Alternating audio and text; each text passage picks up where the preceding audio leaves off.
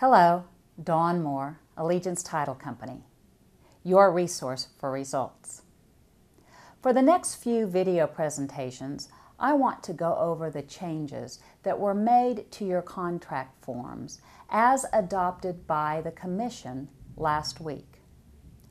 The new contracts were approved on April 28, 2014. As of that date, the new contracts are authorized for your use, but you can continue to use the current contract until June 1st, 2014. At that time, the contract you are using now will be repealed, and the new contract with the changes that I'm going to discuss in future video presentations must be used. If you write a contract on an old form after June 1st, you are considered to be practicing law without a license.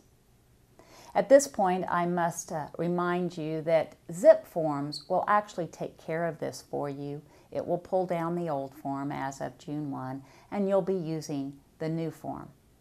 However, it is my understanding that many of you create templates on your desktop. So let me remind you that you need to change those templates out prior to June 1. To know that you're working on the new contract, all you need to do is to look up in the top right-hand corner, and the date of the new contract will be the date it was approved. That date will be 4/28/2014. If you are working on a contract that has the date in the corner to be 12/5/2011, you know that you are working on the old form, which will be repealed after June 1st. Changes were made to almost all of the contracts in your library. You will have new versions of the 1 to 4 family residential contract, the unimproved property contract, the new home contract incomplete construction, the new home contract complete construction, the farm and ranch contract, and the residential condominium contract.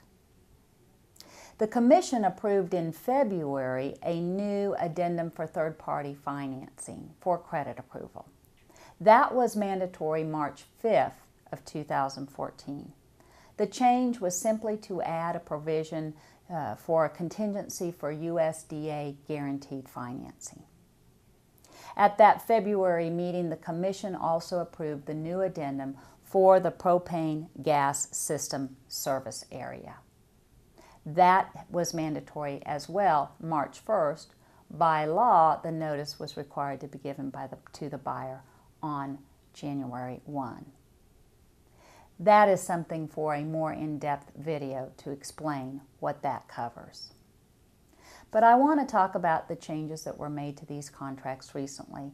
And most of these changes, in my opinion, were not substantive, but rather they were made either to match the way we practice, or some were made for clarification and educational purposes, both for the licensee and the consumer, or some were made to address common concerns that we have in the industry.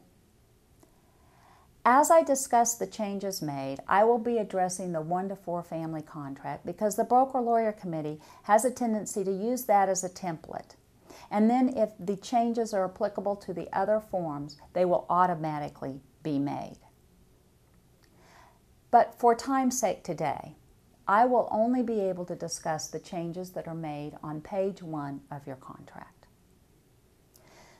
The first change that was made to your contract is in paragraph 2.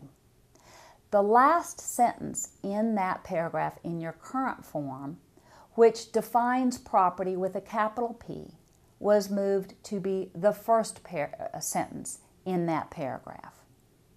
This is for clarification and educational purposes only, and it was to make sure that everybody understands that the property, with a capital P property, includes the land, the improvements, and the accessories as outlined in paragraph 2. The next change made to the contract was again in paragraph 2 to delete reference to satellite dish system and equipment and then the controls for the satellite dish system. This was removed because most people don't own their satellite dish system, but rather they are leased, and therefore cannot be conveyed with the property. The third change that was made on page 1 of the contract was to make it clear that our financing addendum and provisions of our paragraphs are not sufficient to address reverse mortgage financing. This is a new vehicle for seniors. They can use reverse mortgages to purchase homes, but our addenda are not adequate to address this type of financing. The Broker Lawyer Committee has been charged to look into that issue and to try and create forms we can use in the case of using reverse mortgage financing for purchase transactions. Next week, I'm going to address more of the changes while trying to give you an understanding of why these changes were made. I think that that helps you as you are negotiating your contract to know why they are made. In the meantime, I wish you great success, and please ask that you keep Allegiance Title in your minds for title needs. Thank you.